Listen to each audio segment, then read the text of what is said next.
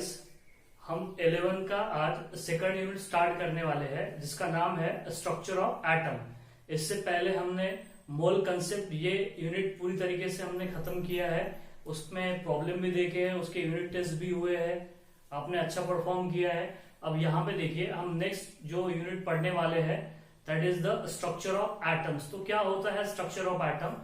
इससे पहले देखिए क्या हुआ था कि ये जो एटम्स है, आपने अगर पढ़ा होगा 8, 9, 10 में पढ़ा होगा कि एटम जो होता है, सभी जो पार्टिकल्स है, मैटर्स है, चाहे वो सॉलिड हो या लिक्विड हो या गैस हो, उसके अंदर एक बेसिक कंस्टिट्यूएंट पार्टिकल्स होता है। वो कंस्टिट्यूएंट पार्टिकल को क्या बोला जाता है? मैटर, मतलब that's constituent particles which is called as the atoms. तो एटम्स जो है ये आपके जहन में आता होगा कि एटम किस तरीके से होता होगा, इस तरीके से स्पीयर के जैसा होता होगा एटम। तो वैसा कुछ नहीं होता है स्पीयर के जैसा, सिर्फ हम उसको रिप्रेजेंट करते हैं कि स्पीयर के जैसा होता है और उसका जो एक सेंटर होता है उसको कहते हैं which is called as the nucleus. और वो न्यूक्लियस के अराउंड में नंबर ऑफ इलेक्ट्रॉन क्या करते हैं, इन थ्री डायमेंशनल में क्या होते हैं, कंटिन्यूअसली लगातार रिवॉल्व होते रहते हैं। कुछ इस तरीके से आपने पढ़ा था, लेकिन एग्जैक्ट आप देखोगे एटम्स बहुत ही टीनी पार्टिकल होता है, बहुत ही छोटा पार्टिकल होता है, इवन माइक्रोस्कोप से भी नहीं दिखाई देता।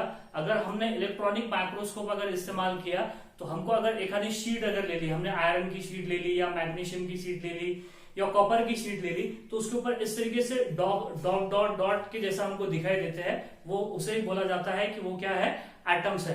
तो एटम एकदम पर्टिकुलरली ऐसा नहीं होता है कि पूरा स्पेरिकल या सर्कुलर होता है, सिर्फ वो हमारी क्या है, सोच है। जिस तरीके से हार्ट जो होता है, हार्ट क्या होता है हमको पता है।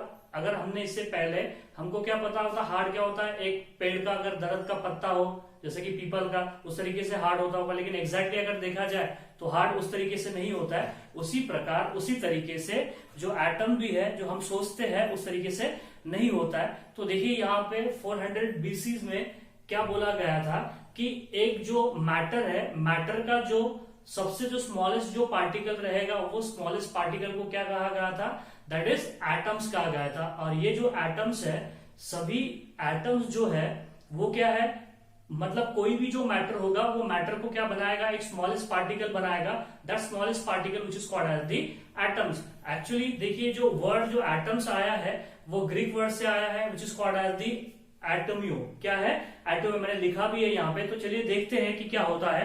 देखिए मैंने लिखा है that is atoms is the fundamental building blocks of matter. मैंने अभी थोड़ी देर पहले बोला है कि that is every matters are compose of a tiny particle, such tiny particle which is called as the atoms, and the atoms word has been derived from the Greek word which is called as the atomio। और atomio का मतलब ही क्या होता है, individual होता है। क्या होता है, इंडिविजुअल। इंडिविजुअल का मतलब होता है अनकटेबल, मतलब ये एटॉमिक का मतलब जो होता है इंडिविजुअल भी होता है, और यह क्या होता है, अनकटेबल, मतलब उसको अपन ब्रेक नहीं कर सकते, फर्दर डिवाइड नहीं कर सकते। तो इसलिए बोला गया that is a non divisible. क्या बोला गया, नॉन डिविजिबल, मतलब उसको हम डिवाइड नहीं कर सकते, उसको फर्दर हम कट नहीं कर सकते, वो आखिरी पार्ट हो जाएगा कोई भी मैटर का, चाहे वो सॉलिड हो, लिक्विड हो या फिर गैसेस हो, उसको क्या बोलोगे आप, एटम्स बोलोगे। ठीक है। अब यहाँ पे देखो सबसे पहले जो एटम्स की जो थ्योरी पुट फॉरवर्ड की गई थी, that theory was given by a scientist which is called as the John Dalton. John Dalton ने 1808 में एक थ्योरी प्रपोज किया एटम से रिलेटेड, उसको बोला गया था that is the Dalton atomic theory. क्या बोला गया था उसको, डाल्टन एटॉमिक थ्योरी। उसने उस टाइम में बहुत, देखिए यहाँ पे उस टाइम में तो कोई भी फैसिलिटीज नहीं थी, इलेक्ट्रॉनिक माइक्रोस्कोप भी नहीं था, बस उसकी सोच थी ऐसा। उसके देखो यहाँ पे उसका कंक्लूजन था, उसके दिमाग की क्या थी, परिकल्पना थी, सोच थी, इमेजिनेशन थी, बस किसकी, डाल्टन की। उसने ऐसा ऐसा बोला है कि एटम्स क्या होते हैं, एटम्स एक टीनी पार्टिकल होते हैं, उसके उसने कुछ पॉस्टुलेट्स बताया। इससे प्रीवियस लेक्चर में हमने, इससे प्रीवियस यूनिट में हमने मोल कंसेप्ट में डाल्टन एटॉमिक थ्योरी देखी है। फिर भी मैं यहाँ पे जो उसके पॉस्टुलेट्स है वो डिस्कस करने वाला हूँ। उस टाइम में जब उसने उसके जो पॉस्टुलेट्स बताए थे, या स्पेक्युलेशन बोलेंगे आप उसको, हम क्या बोलोगे, मतलब एनसीईआरटी में दिया है तो हम पॉस्टुलेट ही बोलेंगे। पॉस्टुलेशन का मतलब होता है, या स्पेक्युलेशन का मतलब होता है दिमाग की उसकी परिकल्पना, या हम उसको क्या बोलोगे यहाँ पे, उसके पॉस्टुलेट्स बोलोगे, किसके, डाल्टन एटॉमिक थ्योरी के। तो उसने क्या बोला था कि देखो क्या बोला था कि matter consist of a tiny particle and that's tiny particle which is called as the atoms. उसने क्या बोला था, matter consist of tiny particle which is called as the atoms. यही हमें थोड़ी देर भी पहले बोला है। उस टाइम में जो उसने जो पोस्टुलेट्स दिए थे जॉन डाल्टन ने 1808 में, वो उस टाइम में किसी ने नहीं माना था। तो देखिए यहाँ पे उसके बाद में नेक्स्ट जो बोला था उसने, atoms neither be created nor be destroyed. Atoms को हम क्या नहीं कर सकते, क्रिएट नहीं कर सकते, और उसे नष्ट भी नहीं किया जाता या डिस्ट्रॉय भी नहीं कर सकते। तो उसी को क्या बोला गया था, एटम्स बोला गया था। नेक्स्ट देखिए, atoms of same elements are same and atoms of different elements are different. अगर देखो यूनिवर्स में जो कुछ भी चीजें बनी हुई है, जो कुछ भी मैटर्स है, वो सभी के सभी किससे बने हुए हैं, एक स्मॉल टीनी पार्टिकल से बने हुए हैं। और वो स्मॉल टीनी पार्टिकल को क्या बोला जाता है, एटम। जैसे कि हम या तुम, मैं और आप जो है, ये सभी के सभी क्या है, मैटर पार्टिकल। मैं भी एटम से बना हूं, आप भी किससे बने हुए, एटम से बने हुए। तो यहाँ पे देखिए उसने क्या बोला था, atoms of same elements are same, atoms of different elements are different. मतलब समझिए कि मेरे जो सारे एटम्स होंगे वो सभी के सभी क्या होंगे, सेम होंगे। उनका सबका मास कैसा होगा, सभी एटम का सेम होगा। सबकी साइज कैसी होगी, सेम होगी। सबको समझ में आ रहा है, सबका मास कैसा होगा, सेम होगा। सबका शेप कैसा होगा, सेम होगा। और आपके जो एटम्स होंगे वो सभी के सभी आपके एटम क्या होंगे, सेम होंगे। उनकी साइज कैसी होगी, सेम होगी। शेप कैसा होगा, सबका सेम होगा। मास भी कैसा होगा, सेम होगा। मतलब मेरे एटम जितने भी है वो सेम होंगे, आपके एटम भी जो जितने भी हो क्या हो जाएंगे, सेम हो जाएंगे। लेकिन मेरे और आपके जो एटम्स होंगे वो क्या होंगे, डिफरेंस होगी। समझ में आ रही बात है, वही मतलब होता है atoms of same elements are same and the atoms of different elements are the different. Next बात सुनिए, atoms are combined to form the compound atoms.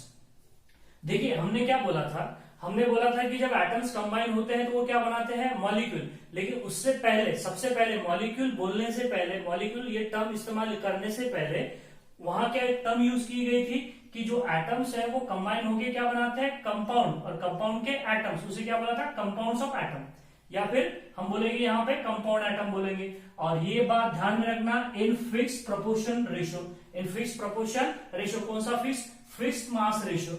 और फिक्स मास रेशियो बोले तो laws of conservation of mass. हमने mole concept में laws of conservation of mass भी देखा है। Laws of conservation of mass हमने प्रीवियस लेक्चर में, या सॉरी प्रीवियस यूनिट में हमने डिस्कस किया है। क्या होता है, वही है, that is the atom neither be created nor be destroyed. So यहाँ पे हमने बोला था कि mass neither be created nor be destroyed which is called as the laws of conservation of mass. तो ये जो डाल्टन है, जॉन डाल्टन, जिसने 1808 में जो थ्योरी प्रपोज किया था वो एटम से रिलेटेड थी। और वो जो थ्योरीज है वो laws of conservation of mass को भी एक्सप्लेन कर पाया, वो लॉज ऑफ डेफिनेट प्रोपोर्शन को भी एक्सप्लेन कर पाया, लॉज ऑफ केमिकल कॉम्बिनेशन जो थे वो उन लॉज ऑफ केमिकल कॉम्बिनेशन को क्या कर पाया, एक्सप्लेन कर पाया। ये उसके क्या थे, एडवांटेज थे। किसके एडवांटेज थे, डाल्टन एटॉमिक थ्योरी के। लेकिन कुछ डिसएडवांटेज भी है, कुछ ड्रॉबैक्स भी है। वो आइसोटोप्स के बारे में नहीं बता पाया। क्या होते हैं आइसोटोप्स, हम आज ही के लेक्चर में डिस्कस करने वाले हैं। लेकिन आइसोटोप्स क्या होते हैं, आइसोबार्स क्या होते हैं, एटम्स के बारे में जो डिटेल्स में आइसोटोप्स और आइसोबार में हम देखेंगे कि वो क्या होते हैं, तो उसके बारे में एक्सप्लेन नहीं कर पाया जॉन डाल्टन।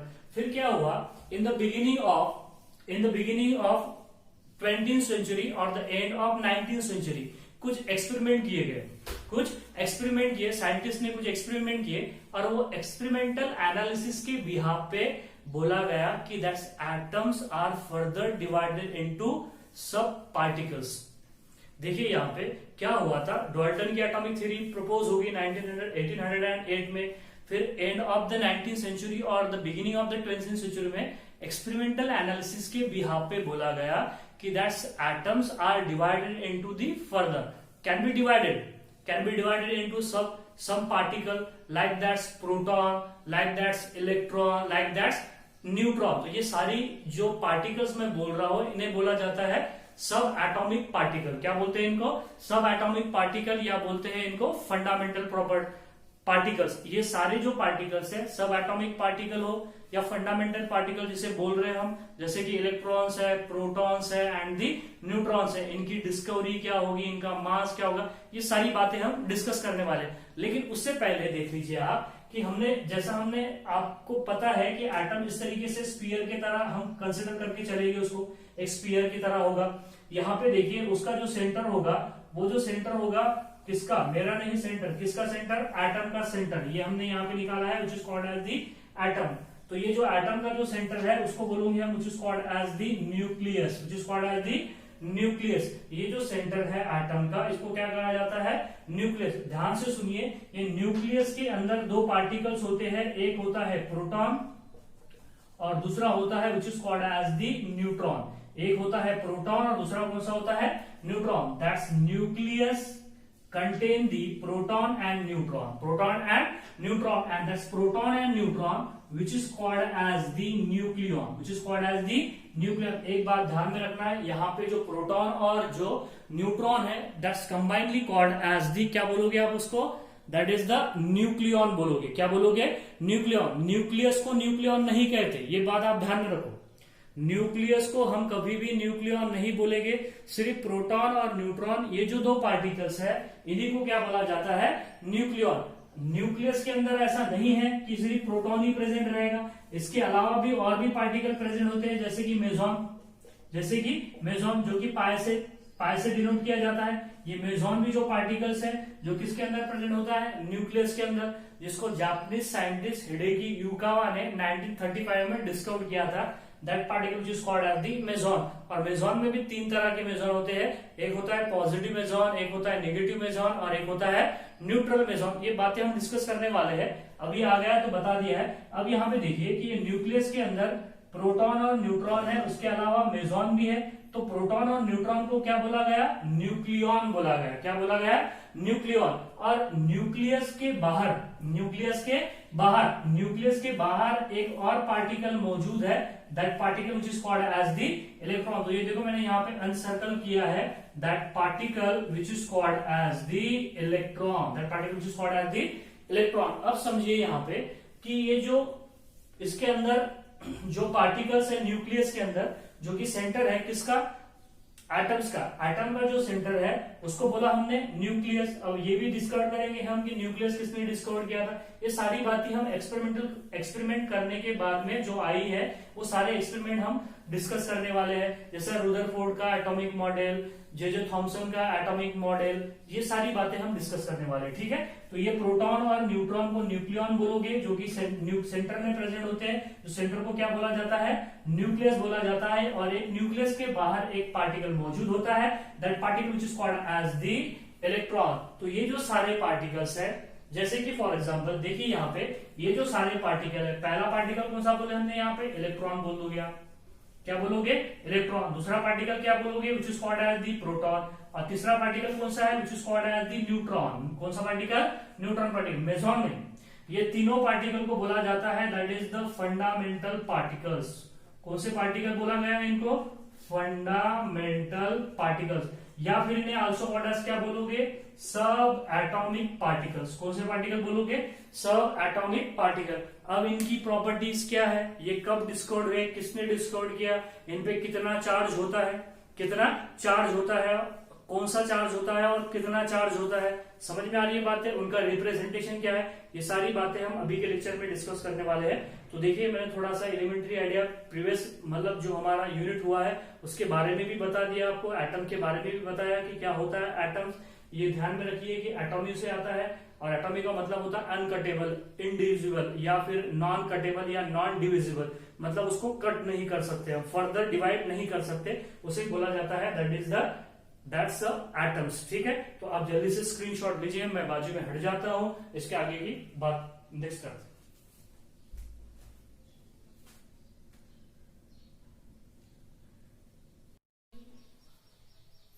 देखिए हमने जो सब एटॉमिक पार्टिकल बोला है या फंडामेंटल पार्टिकल बोला है, उनकी कैरेक्टरिस्टिक प्रॉपर्टीज हम पढ़ने वाले हैं। तो चलिए शुरू करते हैं। तो देखिए सबसे पहला जो फंडामेंटल पार्टिकल है, that fundamental particle which is called as the electron, that particle which is called as the electron. अब यहाँ पे देखिए कि इलेक्ट्रॉन की डिस्कवरी, मतलब इलेक्ट्रॉन किसने डिस्कवर किया था, तो that is the electron was discovered by J Thompson. किसने डिस्कवर किया था, जे थॉमसन ने। और ईयर भी ध्यान में रखना है कि 1897 में डिस्कवर किया था, 1897 में। अब देखिए यहाँ पे इसका मास कितना होता है, मास होता है 0.0005 AMU।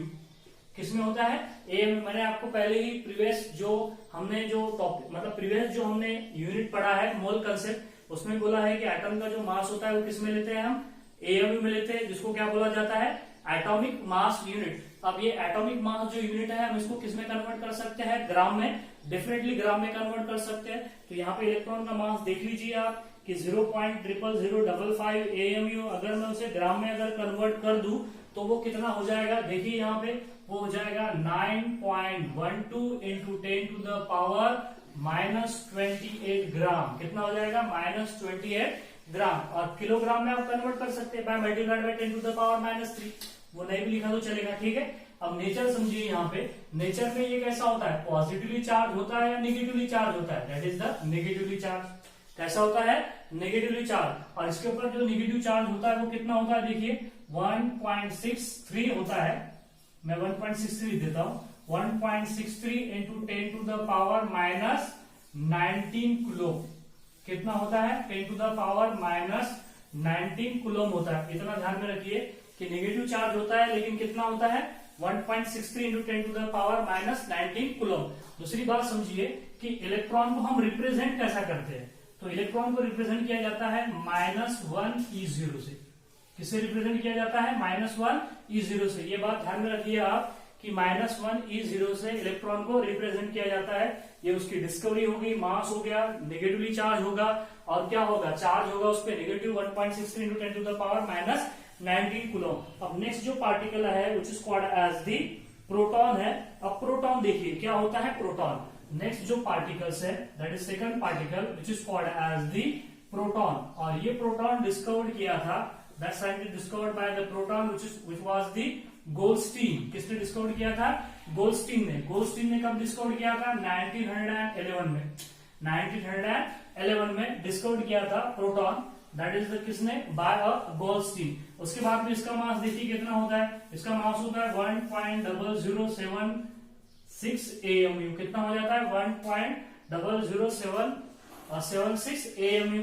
अगर मैं इसे ग्राम में लिखूं तो ग्राम में हो जाएगा ग्राम में देखिए कितना हो जाएगा, 1.672 इंटू 10 टू द पावर -24। कितना हो जाएगा, -24। 1.672 into 10 to the power -24 gram. Kilogram में कर दो तो कितना हो जाएगा, 1.67 into 10 to the power -27 kilogram, ऐसा हो जाएगा। नेक्स्ट देखिए इस पे जो चार्ज होता है वो कितना होता है, that is the positively charge. कौन सा चार्ज होता है, पॉजिटिव चार्ज। अब कितना होता है, plus 1.63 into 10 to the power -19 coulomb. मतलब इलेक्ट्रॉन पे जितना चार्ज होता है उतना ही चार्ज प्रोटॉन पे भी मौजूद होता है। इलेक्ट्रॉन पे जितना चार्ज होगा उतना ही चार्ज प्रोटॉन पे मौजूद होगा। ये है फर्क, इतना है कि प्रोटॉन पे पॉजिटिव चार्ज होगा, प्रोटॉन पे पॉजिटिव चार्ज, इलेक्ट्रॉन पे नेगेटिव चार्ज होगा। अब यहाँ पे देखिए कि हम प्रोटॉन को रिप्रेजेंट कैसा करते हैं। प्रोटॉन को 1H1 से रिप्रेजेंट किया जाता है, 1H1 बोलो, या फिर 1P1 भी लिखा जाता है। बॉटम में 1 और टॉप में 1P1 या 1H1 से भी हम प्रोटॉन को कैसे क्या कर सकते हैं, रिप्रेजेंट कर सकते हैं। नेक्स्ट थर्ड पार्टिकल से, तीन ही तो पार्टिकल है, मेजॉन फंडामेंटल पार्टिकल या सब एटॉमिक पार्टिकल नहीं कहलाया जाता, ठीक है।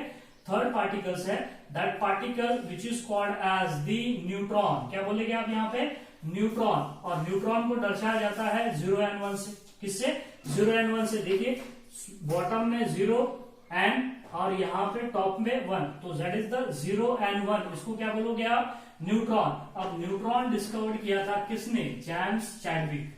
किसने डिस्कवर किया था, जेम्स चैडविक ने। और ये जो जेम्स चैडविक ने 1932 में डिस्कवर किया था, मतलब सबसे लास्ट में डिस्कवर हुआ था fundamental particle.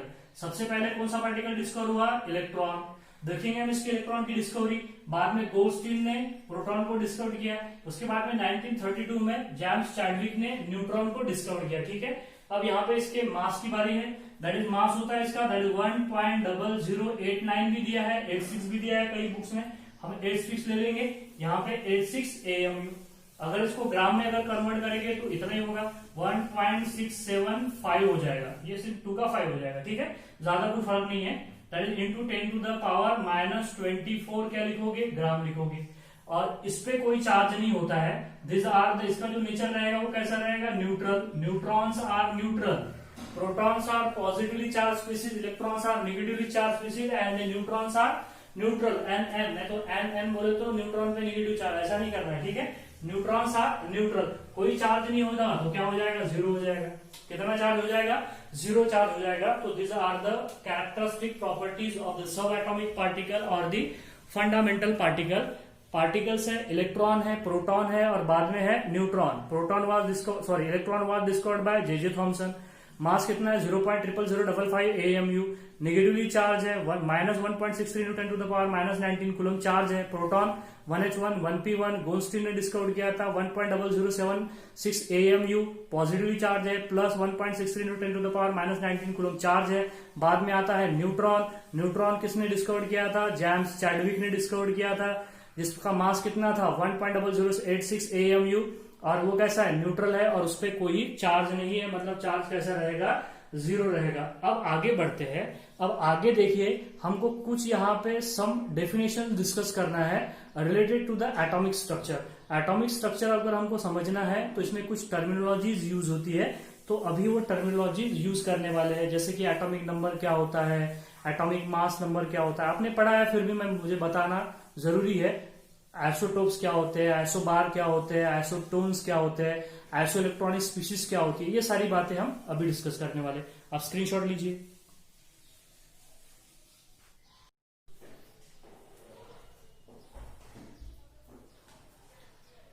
Now we discuss the some important definitions related to the atomic structure और द स्ट्रक्चर ऑफ एटम्स।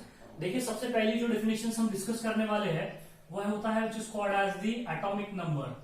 अब देखिए, यहाँ पे थोड़ा फोकस कीजिए। अब यहाँ पे हम एग्जैक्टली एंटर करने वाले हैं एटॉमिक स्ट्रक्चर्स में, ठीक है। ये छोटी छोटी टर्मिनोलॉजीज है, छोटी छोटी डेफिनेशंस है। अगर ये समझ में आती है आपको तो एटॉमिक स्ट्रक्चर आपको समझ में आने में कोई परेशानी नहीं होने वाली, ठीक है, और मैं होने भी नहीं दूंगा। सो that is the atomic structure में हम देखेंगे सबसे पहली जो टर्मिनोलॉजीज है वो होता है which is called as the what is the atomic number. आपको पता है एटॉमिक नंबर क्या होता है, फिर भी मुझे बताना जरूरी है। So that's the atomic number which is denoted by letter Z। किससे दर्शाते हैं हम उसको, Z से दर्शाते हैं। और क्या होता है atomic number, so that is the atomic number means the number of proton और नंबर ऑफ इलेक्ट्रॉन यहाँ पे समझिए, कोई भी आइटम्स के अंदर जितने नंबर ऑफ प्रोटॉन होते हैं उतनी नंबर ऑफ क्या होते हैं, इलेक्ट्रॉन होते हैं। तो हम बोलेंगे यहाँ पे नंबर ऑफ प्रोटॉन बोलो या फिर नंबर ऑफ इलेक्ट्रॉन बोलो, दोनों सेम ही होंगे। जितने, अगर एक एटम में 10 प्रोटॉन होंगे तो 10 इलेक्ट्रॉन होंगे, 20 प्रोटॉन होंगे तो 20 इलेक्ट्रॉन होंगे, मतलब दोनों सेम ही है, ठीक है। So that is the number of proton और the number of electron present in an atom. और एटम किसका, ऑफ एन एलिमेंट। एटम्स किसका रहेगा, एलिमेंट्स का रहेगा। तो कोई भी एटम्स के अंदर जितने नंबर ऑफ प्रोटॉन और इलेक्ट्रॉन प्रेजेंट है, that number which is called as the atomic number. कौन सा नंबर, एटॉमिक नंबर। मतलब समझिए कि Z is atomic number, Z is a atomic number which is equal to number of proton. और आपको बोला है अभी कि number of proton is equal to क्या होगा, number of electron. That's why that Z which is equal to number of electron. Same ही चीज है, number of proton equal to number of electron, so that is the Z is equal to number of proton or the Z which is equal to the number of electron। Next बात देखिए, यहाँ पे दूसरा number, जैसे कि आपको पता है कि हाइड्रोजन का एटॉमिक नंबर कितना है, 1 है। हीलियम का एटॉमिक नंबर कितना है, 2 है। उसके बाद में देखिए कि लिथियम का एटॉमिक नंबर कितना है, 3 है। तो पीरियोडिक टेबल में आपने देखा होगा, पीरियोडिक टेबल में जितने भी एलिमेंट जो अरेंज किए हैं वो उसके एटॉमिक नंबर के बिहाफ पे ही क्या किए गए हैं, अरेंज किए गए हैं। अब यहाँ पे देखिए दूसरी डेफिनेशन हम चलते हैं, आगे बढ़ते हैं। That definition which is called as the atomic mass number. और एटॉमिक मास नंबर बताया जाता है किससे, A से। Atomic mass number which was denoted by letter A। तो अभी एटॉमिक मास नंबर क्या होता है, देखिए, the number of proton and बोल रहा हूं, मतलब और नहीं बोल रहा हूं, एंड बोल तो प्लस करना है। Number of proton and the number of neutron, मतलब दोनों की समीशन करनी है। किसकी, number of proton plus number of neutron of an atom. देखो, number of proton and the number of neutron of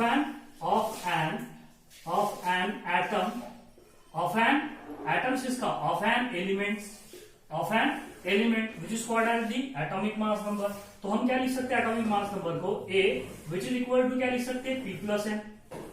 A equal to क्या लिख सकते हैं, that is A is the atomic mass number. देखिए फिर से सुनिए, A is the atomic mass number which is equal to number of proton plus number of neutron. P के जगह पे क्या लिख सकते हैं हम, जेड लिख सकते हैं। तो फिर क्या हो जाएगा, मैं नीचे स्पेस नहीं है तो आगे लिखता हूं। So that is A is equal to Z plus N, Z plus N. तो मतलब जेड इज इक्वल टू, मतलब अगर मुझे एन निकालना है, N is the number of neutron, अगर एन निकालना है तो क्या हो जाएगा नीचे, तो यहां पे लिख देता हूं, ठीक है। So that is N is equal to क्या हो जाएगा, ए माइनस जेड। तो देखिए अगर आपको एटॉमिक नंबर पता है तो आप number of proton number of electron दोनों बता सकते हो। एटॉमिक मास नंबर अगर पता है तो देखो नंबर ऑफ न्यूट्रॉन भी बता सकते हो। और नंबर ऑफ न्यूट्रॉन का फार्मूला क्या हो जाएगा, that is A minus Z, A minus Z. आपको बात से समझ में आ रही है कि कोई भी एटम में जितने नंबर ऑफ प्रोटॉन होंगे, जितने नंबर ऑफ प्रोटॉन होंगे उतने नंबर ऑफ इलेक्ट्रॉन होंगे, और जितने नंबर ऑफ प्रोटॉन होंगे वो उसका क्या होगा, एटॉमिक नंबर होगा। उसके बाद में सुनिए कि नंबर ऑफ प्रोटॉन और नंबर ऑफ न्यूट्रॉन को अगर मिला दिया जाए तो जो नंबर बनेगा उसे बोलोगे एटॉमिक मास नंबर। और एटॉमिक मास को एटॉमिक वेट बोला है, that is atomic weight. Atomic mass भी बोला है, हमने डिस्कस कर चुके हैं। मोल कंसेप्ट में हमने वही तो देखा है, atomic mass, atomic molar mass क्या होता है, ये सभी बातें हम डिस्कस कर चुके हैं। तो यही होता है वो एटॉमिक मास नंबर, या एटॉमिक वेट, या एटॉमिक मास बोला जाता है, जिसको जो क्या होता है, एडिशन होता है किसकी, number of proton plus number of neutron की। अगर हमने पी की जगह पे जेड रख दिया तो A equal to Z plus N, तो नंबर ऑफ न्यूट्रॉन निकालना है तो ए माइनस जेड। जैसे कि फॉर एग्जांपल देखिए, अब कोई भी एलिमेंट अगर मुझे रिप्रेजेंट करना है, रिप्रेजेंटेशन ऑफ, देखिए मैं लिख रहा हूं यहाँ पे, that is the representation of element with z and a। अगर कोई एलिमेंट को मुझे z और a बताने हैं उसके, तो कैसा बताना पड़ेगा, मान लीजिए एक एलिमेंट है which is called as the x, तो मैं उसका जो z है बोले एटॉमिक नंबर है वो हमेशा कहां लिखूंगा, उसके बॉटम में लिखूंगा। z कहां पे लिखूंगा, बॉटम में, जो कि नंबर ऑफ प्रोटॉन और नंबर ऑफ इलेक्ट्रॉन को रिप्रेजेंट करेगा। और टॉप में लिखूंगा, इधर भी लिख सकते, इधर भी लिख सकते, नो प्रॉब्लम, मैं इधर लिख देता हूं। इधर क्या लिखोगे आप, ए लिखोगे। ए बोले तो क्या हो जाएगा, एटॉमिक मास नंबर। तो कोई भी एलिमेंट जिसका जो एटॉमिक नंबर है z, वो किसमें कहां लिखा जाता है, एटम्स के बॉटम में लिखा जाता है, और एटॉमिक मास नंबर जो है वो कहां पे लिखा जाता है, दैट इज द उसके टॉप पे लिखा जाता है। तो ये बात आप ध्यान में रखिए, ठीक है। तो ये एलिमेंट हो जाएगा। जैसे कि फॉर एग्जाम्पल से समझते हैं, एग्जाम्पल से यहाँ पे हम समझते हैं क्या हो जाएगा। जैसे कि मान लीजिए मेरे पास में देखिए, यहाँ पे मेरे पास में देख लीजिए, यहाँ पे हाइड्रोजन है, दिख रहा है आपको हाइड्रोजन, तो ये मैंने बॉटम में लिखा है, ये हाइड्रोजन का क्या है, एटॉमिक नंबर है। और ये टॉप पे लिखा है, तो हाइड्रोजन का क्या है, एटॉमिक मास नंबर है। इसका क्या मतलब है, इसमें नंबर ऑफ प्रोटॉन कितने हैं, 1 है, नंबर ऑफ इलेक्ट्रॉन कितने हैं, 1 है, नंबर ऑफ न्यूट्रॉन भी निकाल सकते हो आप, ए माइनस जेड। ए कितना है, 1 है, जेड कितना है, 1 है, दिख रहा है आपको, जेड भी कितना है, 1 है, तो नंबर ऑफ न्यूट्रॉन कितने हो, 0। कितने हो गए नंबर ऑफ न्यूट्रॉन, 0। तो ये जो 1h1 लिखा है इसको क्या कहते हैं, which is called as the proton. मैंने अभी कुछ थोड़ी देर पहले ही बोला है कि इसको क्या बोला जाता है, प्रोटॉन बोलते हैं। क्या बोलते हैं, प्रोटॉन। उसी तरीके से देखिए यहाँ पे नेक्स्ट देखिए, अगर मैं क्या करूंगा, यहाँ पे लिखूंगा 2 और यहाँ पे लिखूंगा He और यहाँ पे लिखूंगा 4, दैट इज 2He4, 2He4। अब 2He4 को क्या बोलोगे आप, दैट इज हीलियम। क्या बोलोगे, हीलियम बोलोगे। हीलियम में मुझे बताइए नंबर ऑफ प्रोटॉन कितने हैं, 2 है, नंबर ऑफ इलेक्ट्रॉन कितने हैं, 2 है, नंबर ऑफ न्यूट्रॉन निकाल सकते हो आप, कितना, 4 माइनस 2, अरे यही तो a माइनस जेड, तो that is 4 minus 2, 4 minus 2 is equal to कितना होगा, 2। तो देखिए आपने नंबर ऑफ न्यूट्रॉन भी निकाला है, a माइनस जेड, जैसा कि हमने बोला था उस तरीके से हम नंबर ऑफ न्यूट्रॉन निकाल सकते हैं। और देखिए और भी समझते हैं, जैसे कि फॉर एग्जाम्पल मेरे पास में है 6C12, देखिए यहाँ पे कार्बन है, दिस आर द कार्बन। अब ये जो कार्बन है, अब यहाँ पे जो कार्बन है, कार्बन में देखिए नंबर ऑफ प्रोटॉन कितने हैं, 6, क्योंकि जेड है उसका 6 है, इसका जेड 6 है। तो देखो तो बॉटम में क्या लिखोगे हम, यहाँ पे जो जेड है, हम ये जेड कहां पे लिख रहे हैं, एलिमेंट के बॉटम में लिख रहे हैं, और ए जो है, ए इज एटॉमिक मास नंबर, वो कहां पे लिख रहे हैं, उसके टॉप में लिख रहे हैं। ये बात आपने ध्यान में रखनी है, ठीक है। Atomic number, atomic mass number, ठीक है, इसे कहते हैं which is called as the atomic number.